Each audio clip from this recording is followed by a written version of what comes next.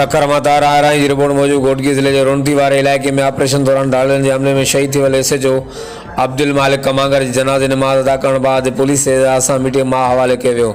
सखर के कमांगर पाड़े के रवासी शहीद एसएचओ अब्दुल मालिक कमांगर के मड़ के घर आंदो वियो, जंहिं बाद शाम जो एम्बुलेंस ज़रिए संदसि मड़ के पुलिस हेडक्वार्टर आंदो वियो, जिते पुलिस के दस्ते पारां सलामी ॾिनी वई। पुलिस हेडक्वार्टर में शहीद एसएचओ के जनाजे नमाज अदा की वई। जनाजे नमाज में police party MNA Noman Islam Shaikh, MPA Syed Farrukh Shah, Syed Zirak Shah, DIG Javed Jiskani, sector commander Rangers brigadier Waseem Akhtar, commissioner Ghulam Mustafa Phul, DC Shahzad Tahir, SSP Sangar Malik, SSP Rol Khoso समेत वॾे अघ में माण्हुनि शिरकत कई। ॿिए तरफ़ वाक़िए जे समूरे शहीद पुलिस एहलकारनि जी जनाज़ा नमाज ज़िले घोटकी में भी अदा कई वई। एसएसपी घोटकी समेत हर मकतबे फ़िक्र जे माण्हुनि वॾी तइदाद में शिरकत कई।